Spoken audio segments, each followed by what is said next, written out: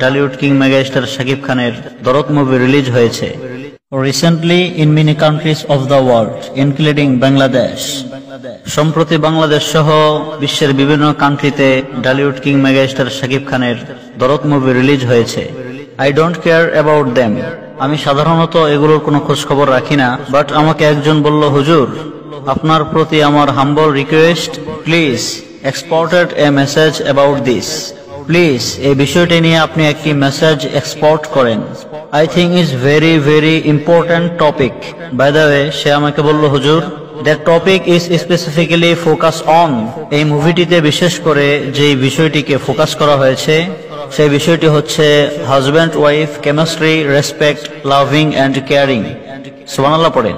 Husband ওয়াইফের প্রতি যে ভালোবাসা, উদারতা, কেয়ারফুলতা, একে অপরকে বোঝা, এই বিষয়গুলোকে ফোকাস করা হয়েছে।